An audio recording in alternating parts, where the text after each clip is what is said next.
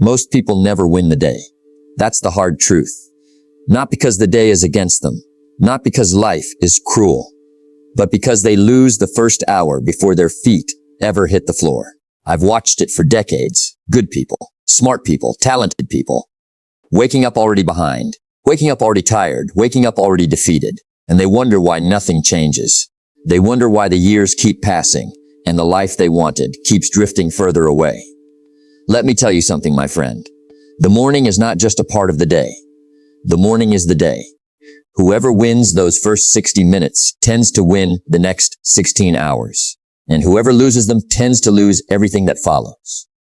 Sit with me a while, because tonight, or this morning, or whenever you're hearing this, I want to walk you through the 10 things you have got to stop doing when you wake up.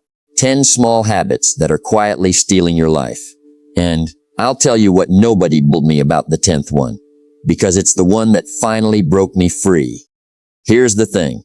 Nobody wakes up one morning and decides to waste their life. Nobody. That's not how it works. That's not how any of this works. What happens is smaller, quieter, sneakier. A man sets his alarm the night before. He means well. He tells himself, tomorrow's the day. Tomorrow I get up early. Tomorrow I take my life back. And then tomorrow comes and the alarm goes off and he hits that little snooze button. Just 9 more minutes, he says. Just 9 little minutes. And in that moment, right there, in the dark, before the sun's even up, he has already broken a promise to himself. Now, one broken promise doesn't ruin a man, but 1,000 of them will. And that's what most people don't see. They don't see that. The morning isn't about the morning. The morning is about the pattern. It's about the little agreement you make with yourself the second your eyes open. The agreement that either says, I am in charge of my life today, or the agreement that says life is in charge of me. You see, most people wake up reactive. They wake up already responding to somebody else's world. Their phone tells them what to think. The news tells them how to feel. Their inbox tells them what to do. Their kids, their boss, their bills, their obligations. Everybody gets a piece of them before they've even had a piece of themselves. And here's what nobody tells you. You cannot build an exceptional life on a reactive morning. You can't do it. It has never been done. Not once. Not by anybody. Every single person I've ever met who built something worth building, a business, a body, a marriage, a fortune, a peace of mind, every single one of them protected the first hour of their day like a lion protects its den. The rest of us, we give it away. We hand it over. We open our eyes and immediately hand the steering wheel of our lives to strangers. And then we wonder why we feel lost. So here's the law. I want you to write down somewhere you'll see it. Write it on a card. Tape it to your bathroom mirror. How you begin the day is how you build the life. That's it. That's the whole thing. How you begin the day is how you build the life. Not what you dream about.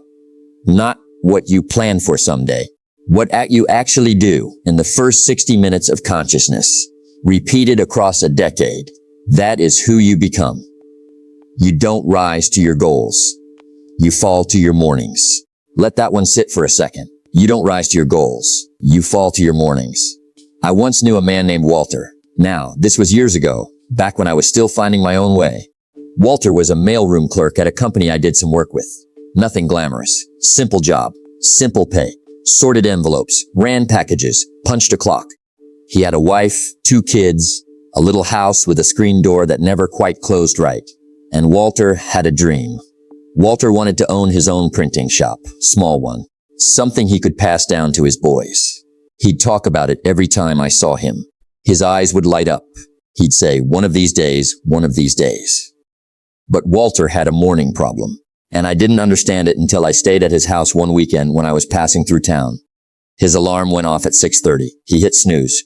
Twice. Rolled out of bed at 7. Turned on the television before he brushed his teeth. Ate cereal standing up while the morning news yelled about things he couldn't change. Argued with his wife about nothing. Yelled at his boys about their shoes. Left the house in a rush. Got to work already frustrated, already behind, already tired. And I watched him and I thought, Walter, the printing shop is never going to happen. Not because you don't want it. You want it plenty. It's not going to happen because you gave your morning away. Every single day, you gave it away. Now, I didn't say that to him then. I didn't have the standing. But years later, Walter and I sat down at a little diner. He was older. His boys were grown. The printing shop had never come. And he said to me, straight out, where did the time go? I told him. I said, Walter, the time didn't go anywhere. You gave it away. One morning at a time. He didn't argue. He just nodded. Slow, like a man who already knew. And here's what I want you to hear. Walter wasn't lazy. Walter wasn't stupid. Walter was a good man, a kind man, a hardworking man. But nobody had ever told him what I'm about to tell you. Nobody had ever sat him down and said, friend, your mornings are killing your dreams. So I'm telling you now, most people wake up and reach for their phone. The few wake up and reach for their mind. Most people begin the day scrolling. The few begin the day thinking. Most people begin with noise. The few begin with silence. Most people begin reacting. The few begin choosing. Most people begin tired. The few begin awake, truly awake, not just physically upright, but mentally sharp, spiritually settled, emotionally steady. You see, the average person wakes up and asks, what does the world want from me today? The exceptional person wakes up and asks, what do I want from myself today?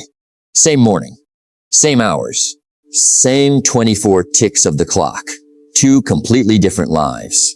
And here's what's fascinating. It's not about talent. It's not about background. It's not about who your parents were or where you went to school.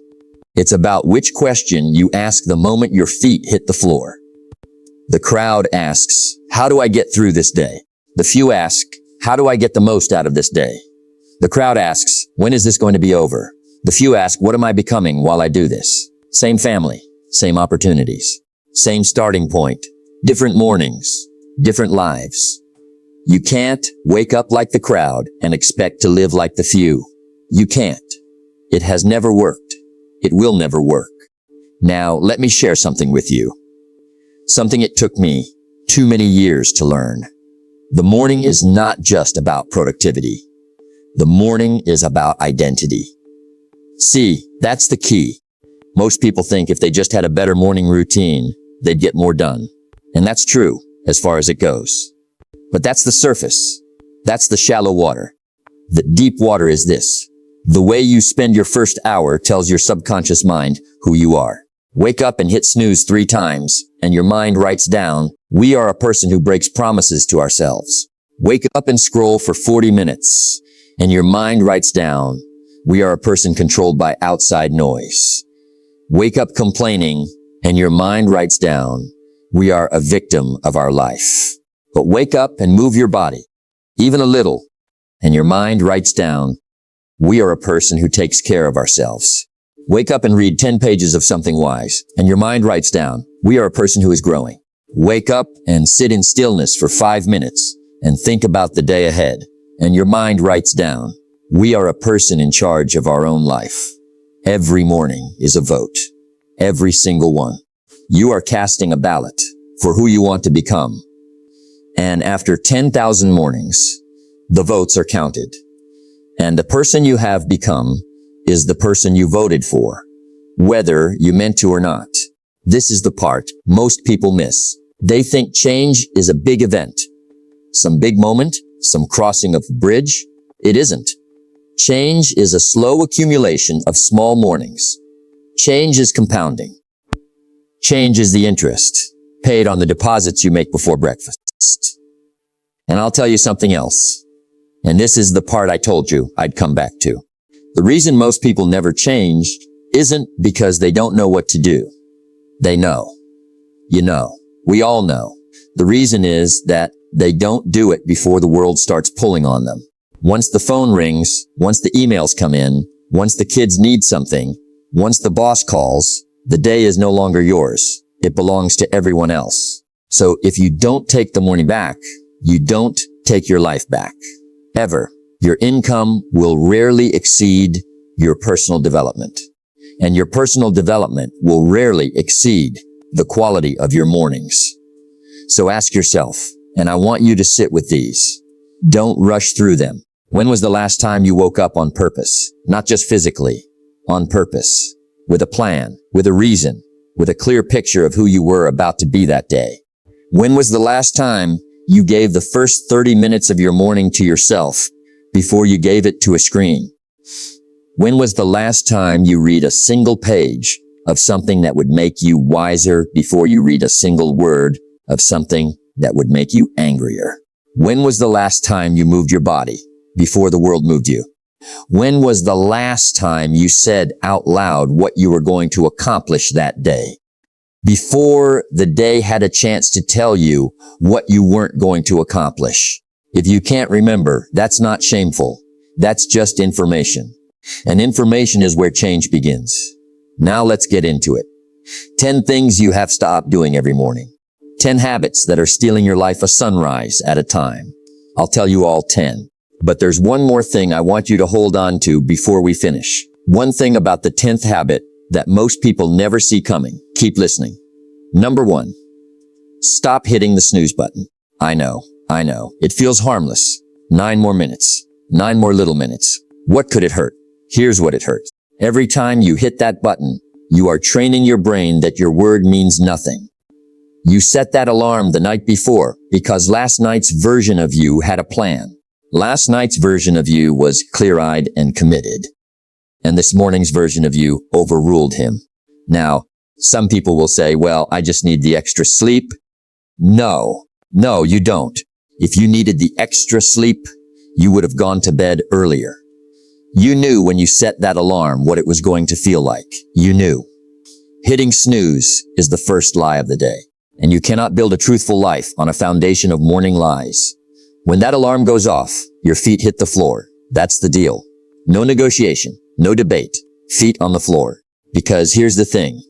If you can't keep a promise to yourself about a 9-minute snooze, what makes you think you're going to keep a promise to yourself about a 5-year goal? Number 2, stop reaching for your phone. Oh, this is a big one. This is the biggest one for most people.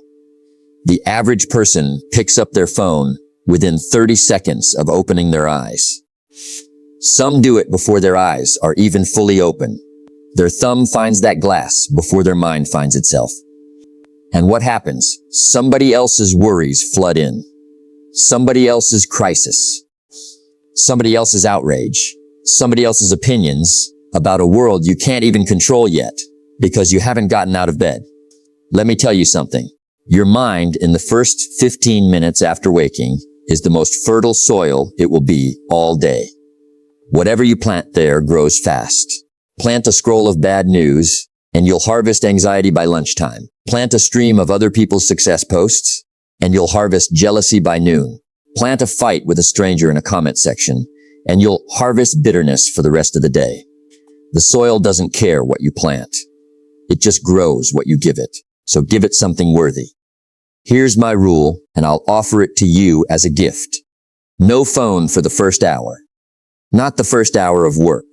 The first hour of consciousness. That phone stays face down, silent, out of arm's reach, until you have already taken care of you. Try it for a week, 1 week. And I promise you, your entire nervous system will thank you. Number 3, stop skipping the water. This one sounds small. It isn't. You just spent 7 or 8 hours not drinking anything. Your body is a desert. And what does most everybody do?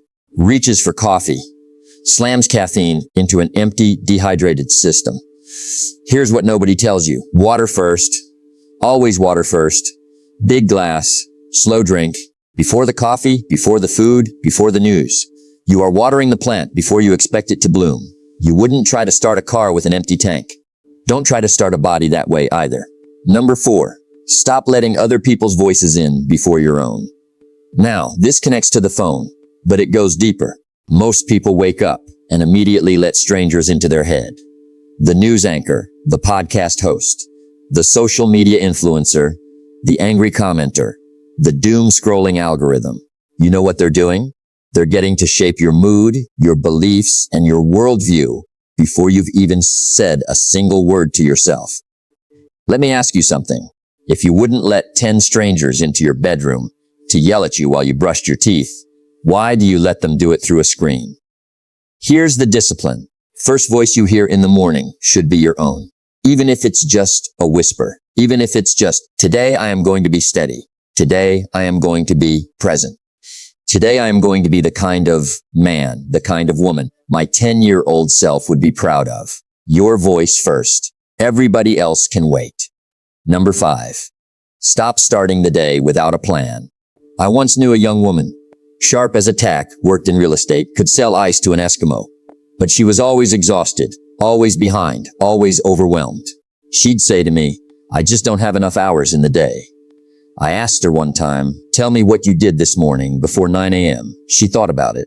She said, well, I checked my phone, made some coffee, answered some emails, folded some laundry, took a call from my sister, wrote a little to-do list on a napkin, and then rushed to my first appointment. I said, honey, you didn't have a morning. You had a scramble. And that's what most people have. A scramble. A morning full of motion but no direction. Busy but not productive. Moving but not progressing. Now here's the difference. A plan is not a to-do list. A plan is a decision. A plan is you sitting down, even for 2 minutes, and saying, here are the 3 things that will matter most today. Everything else is negotiable.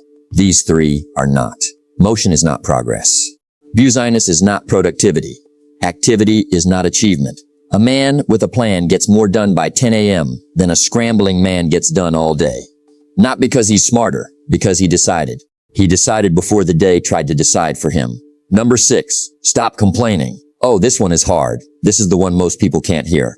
The first words out of most people's mouths in the morning are complaints. It's too early. I'm too tired. I don't want to go in today. Why is it Monday? Why is it raining? Why is the coffee cold? Why is my back hurting? Why is my life this way? Now listen, I understand life is hard sometimes. Truly hard. I'm not asking you to pretend it isn't. But here's what nobody tells you. Every complaint is a nail in the coffin of a good day. Every single one. You are literally rehearsing dissatisfaction. You are practicing misery. And whatever a man practices, he gets good at. You want to know why some people have a bad day every day? Because they audition for one every morning. And they get the part. The few. The ones who rise. They know a secret. Gratitude before grievance. Even if you have to fake it at first. Even if you have to force it. Wake up and name 3 things you're grateful for before you name a single thing you're upset about. I'm alive. I have breath in my lungs. I have another day. You'd be surprised how much of your life turns on that one small habit. Number 7, stop eating garbage first thing. I'm going to keep this one short because you already know it. You know what sugar does to you. You know what a giant fast food breakfast does to you. You know what a stack of donuts does to you. But you do it anyway, because it's easy, because it's comforting, because it's what everybody else is doing. Listen to me. You are not everybody else. You are here, listening to this, because something in you wants more than everybody else has. So stop eating like everybody else eats, especially in the morning, especially when your body is a blank canvas and the first paint you put on it sets the tone for every color that follows. Fuel first, feast later if you must, but fuel first. Number 8, stop skipping movement. I don't care what you call it. Exercise, stretching, a walk, yoga, push-ups on the bedroom floor, marching in place, something. Your body was not designed to go from horizontal to sitting in a car to sitting at a desk. It's a machine. Machines rust when you don't use them. 10 minutes. That's all I'm asking. 10 minutes of movement before the day gets a hold of you. Because here's the truth. The body leads the mind. When your body is stagnant, your thoughts get heavy. When your body is moving, your thoughts get sharp. You want clear thinking? Move first. You want a clear day? Move first. I once had a mentor tell me, Mr. Shuaf, an old friend, wise man. I remember he said to me one morning, when I was in my 20s and still figuring things out, he said, son, take care of your body. It's the only place you have to live. I've never forgotten that. It's the only place you have to live. Number 9. Stop starting the day without silence. Now, some people are going to hear this and think, silence. What am I supposed to do with silence? Everything. That's what. Silence is where your real thoughts live. Silence is where your soul catches up with your schedule. Silence is where you remember who you actually are before the day starts telling you who to be. 5 minutes. That's the minimum. Sit somewhere quiet. No phone, no screen, no music. Just you and the air in the room. Think, feel, notice. Pray if that's your way. Reflect if that's your way. Just be if that's your way. because you cannot hear your own life over the noise of everybody else's. And a man who never hears his own life will never lead it. Number 10. And this is the one I promised you earlier. This is the one most people never see coming. Stop waking up as the same person you were yesterday. Let that land. Stop waking up as the same person you were yesterday. Now, some folks will say, well, how do I do that? How do I not be who I was? Here's how. You decide. You decide the moment your eyes open. Yesterday's version of me made yesterday's choices and got yesterday's results. Today I get to be a new man. Today I get to be a new woman. Today I get to be 1 degree better than I was. Because every morning is a resurrection. Every morning is a small death of who you were and a small birth of who you're becoming. And most people don't take that offer. They wake up and put on yesterday's failures like a familiar coat. Don't do that. Not today. Not tomorrow. Not ever again. You are not obligated to remain who you have been. Now let me tell you about 2 men. Years ago, back when I was building my own thing, I knew 2 brothers. Grew up in the same house. Same mother. Same father. Same little farming town. Same schools. Same church on Sunday. Same starting point in every way you could measure. One of them was named Ray. The other was named Earl. Now, Ray woke up every morning at 5, not because anybody made him, not because he had to, because he decided to. He'd get up, drink his water, read for 30 minutes, usually something wise, something that stretched him. Then he'd walk his fields. Just walk them. Think. Plan. Notice things. By 7 a.m., he'd already had his best conversation of the day, and it was with himself. Earl slept in every morning, rolled out of bed around 8, coffee in one hand, complaint in the other, turned on the radio to somebody else's opinions, left the house grumbling about the weather, the government, the price of feed, the neighbor's dog, got to his fields already tired, already annoyed, already behind. Same family, same opportunities, same starting point. 20 years passed.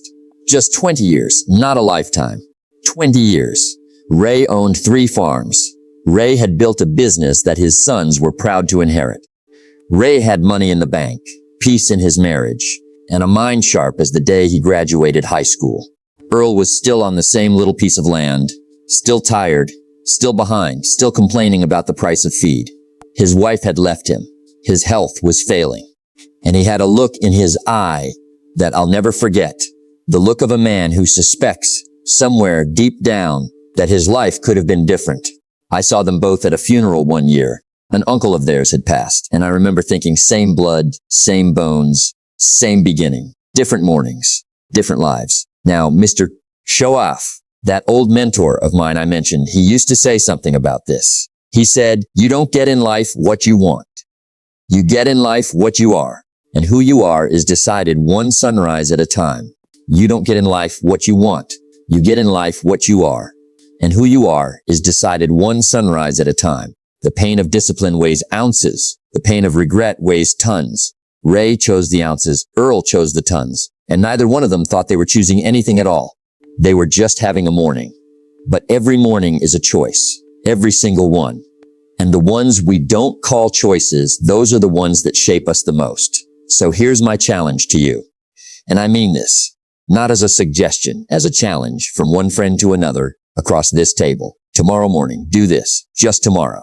Just once. See how it feels. When your alarm goes off, feet on the floor. No snooze. Not one. Feet on the floor. Then before you touch your phone, before you look at a single screen, do 5 things. Just 5. And I'll make them so simple you can't fail. 1. Drink a full glass of water. Slow. 2. Move your body for 5 minutes. Whatever way you know how. Stretch, walk, anything. Just move. 3. Sit in silence for 3 minutes. Just 3. Set a timer if you have to. Sit, breathe, think. 4. Say out loud 1 thing you're grateful for and 1 thing you're going to accomplish today. Out loud, not in your head. Your ears need to hear your own voice giving your own life direction. 5. Read 1 page. 1 of something that makes you wiser, not angrier. A book, a letter, a passage. 1 page. That's it. That's the whole thing. 20 minutes. Tops. Probably 15. And I know what you're thinking. You're thinking, that sounds too simple. That can't change my life. But here's the truth. Simple things done consistently are what change everything. Complicated things done occasionally change nothing. It's not the size of the habit that matters. It's the size of your commitment to it. Take the next step today, not tomorrow, not next Monday, not when things settle down. They're not going to settle down. Life doesn't settle down. You settle in. You take the step now, small as it may be, and you take it again the next morning, and the next, and the next. And here's what nobody tells you about small habits. They don't stay small. They compound. They gather force. They start moving through your life like a slow rolling river, carving out canyons where there used to be flat ground. 10 pages a day is 3,600 pages a year. That's 12 or 15 books. A person who reads that much for 10 years does not have the same mind as a person who doesn't. They can't. It's not possible.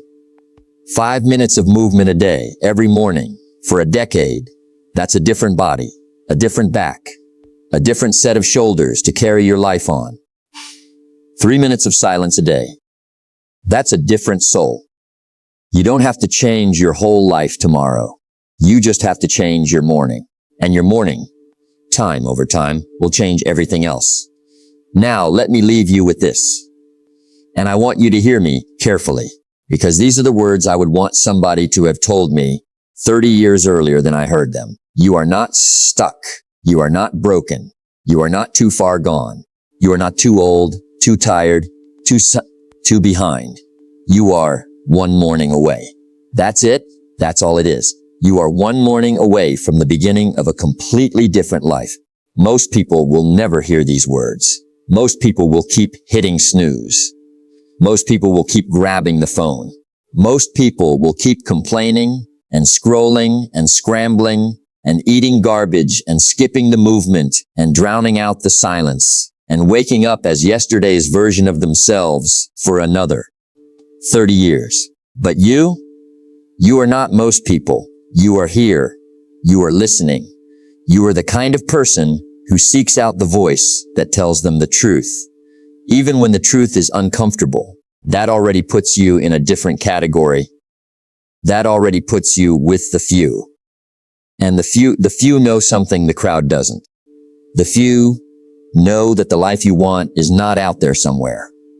It's not in some other city, some other job, some other relationship, some other lucky break.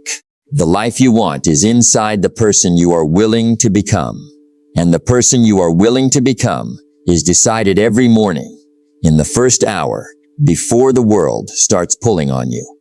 Don't wish it was easier. Wish you were better. Because when you get better, everything gets better. You don't pursue the extraordinary life.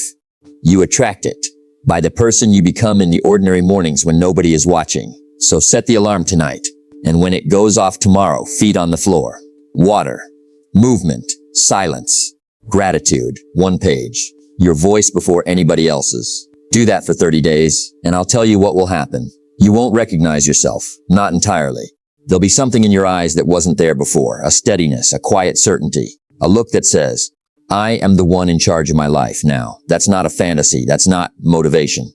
That's just what happens when a person finally stops giving the best hour of their day to strangers and starts giving it to themselves. Success is not something you chase. Success is something you become. And you become it one sunrise at a time.